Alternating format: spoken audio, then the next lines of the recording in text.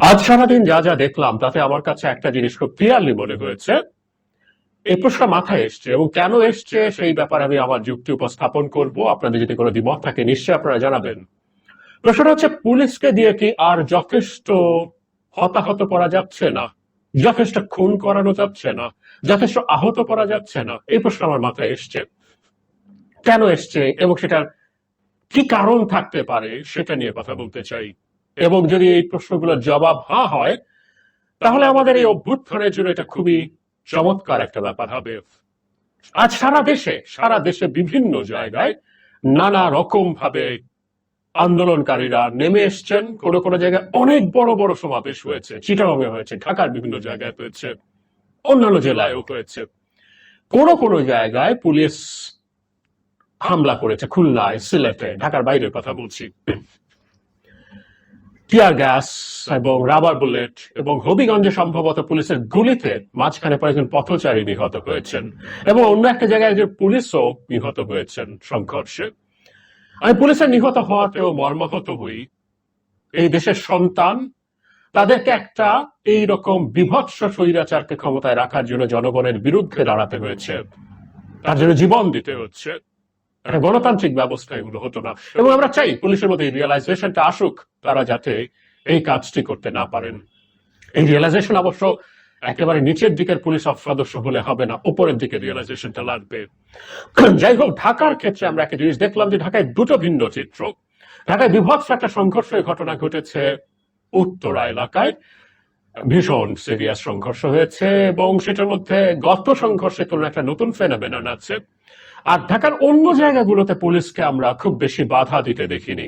ঢাকায় তো বড় বড় জমায়েত হয়েছে, শহীদ মিনার এলাকায়, ইউনিভার্সিটি এলাকায়, পল্টন এলাকায়, প্রেস ক্লাব এলাকায়। কিন্তু এই জায়গাগুলোতে পুলিশ কোথাও বাধা দিয়েছে শক্তভাবে সেরকম কোনো নিউজ আমরা দেখিনি, তেমন কোনো ছবিও দেখিনি। তার মানে হচ্ছে এই জায়গাগুলোতে পুলিশ অনেকটাই নিউট্রাল ছিল।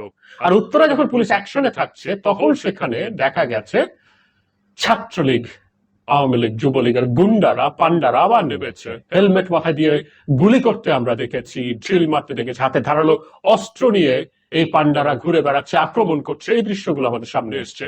আর এই পান্ডাদের যারা নেতা, ছাত্রলীগের সভাপতি, সাধারণ সম্পাদক সহ শাহবাগের এদিকে তারা কিছুক্ষণ বসেছিল। তো ছাত্রলীগকে আবার কিছুটা সাহস দিয়ে মাঠে নামানোর চেষ্টা করা গেছে ও কিছুটা মাঠে নামতে দেখা গেছে। তারা ভেগেছিল, মনে আছে তো, বিরাট নাকি শেষ দেখে টেকে ছাড়বে, সাদ্দাম বলেছিল না, শেষ দেখা টেকা দেখেছে, কার শেষকে দেখে আসলে জাতি এবার দেখবে। যাই হোক, আমরা মূল আলোচনাটাই আসি। তাহলে ছাত্রলীগ আবার মাঠে নামলো, আওয়ামী লীগ আবার মাঠে নামলো, লাঠি সোটা, ধারালো অস্ত্র এবং পিস্তল হাতে নিয়ে গুলি করছে তারা। কেন? সবসময় আমাদের মনে রাখতে হবে, রাষ্ট্রীয় আইন শৃঙ্খলা রক্ষা করার কাজ আইন শৃঙ্খলা রক্ষাকারী বাহিনীর। ছাত্রলীগ, আওয়ামী লীগের এই দায়িত্ব না। এই দায়িত্বের জন্য কথা বলা মানে হলো গৃহযুদ্ধে ডাক দেওয়া। বহুদিন বলেছি। আওয়ামী লীগের সাধারণ সম্পাদক জনাব ওবায়দুল কাদের সমানে এই কথাগুলো বলে গেছেন, কিন্তু ওনাদের উপায় নেই বলে আমার মনে হচ্ছে। আমরা যদি প্রশ্ন করি, প্রেস ক্লাব, ঢাকা ভার্সিটি এলাকায় পুলিশ অ্যাকশনে নাই, উত্তরায় অ্যাকশনে, কোনো কোনো জেলায় অ্যাকশনে আছে, আবার কোনো কোনো জেলায় ততটা অ্যাকশনে নাই, কেন? তার মানে এরকম আমি কয়েকটা সম্ভাবনার কথা বলি। পুলিশের মধ্যে সরকারের আদেশ নিষেধ পুরোপুরি অক্ষরে অক্ষরে মানার মতো পরিস্থিতি নেই আর এখন। কেউ সরকারের ক্র্যাকডাউন করতে উৎসাহী, সরকারের হয়ে, কেউ অতটা উৎসাহী না। কিছুদিন আগে এক পুলিশ অফিসারকে বেনজির হওয়ার চেষ্টা করতে দেখলাম। বিরাট তেজস্বী বক্তৃতা দিচ্ছেন, জ্বালাময়ী বক্তৃতা দিচ্ছেন।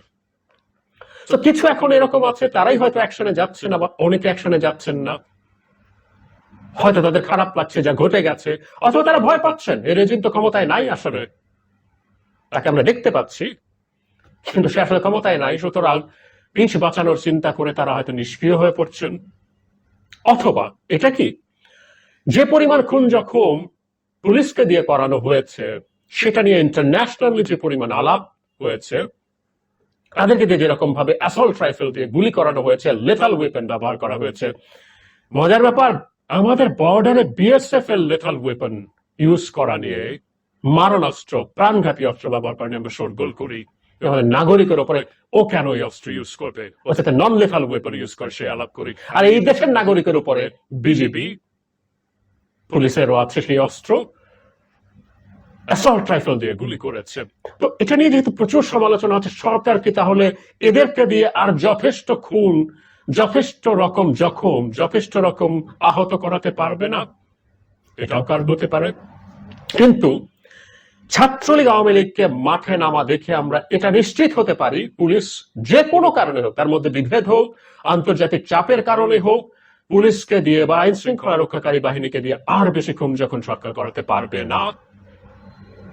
আর এদেরকে তো মানে এদেরকে পালাতে তো আমরা একবার দেখেইছি। সুতরাং ছাত্রলীগ আওয়ামী লীগ যুবলীগ কি করবে সেটা আমরা বুঝে যাই। সো বটম লাইন হচ্ছে, এই ঘটনাটা যখন আমাদের সামনে হচ্ছে, যখন আবার এদেরকে গর্ত থেকে বেরোতে দেখছি ছাত্রলীগ যুবলীগ আওয়ামী লীগকে, তখন এটা বুঝতে পারি সরকারের বল প্রয়োগের ক্ষমতা খুবই নিচু পর্যায়ে চলে গেছে।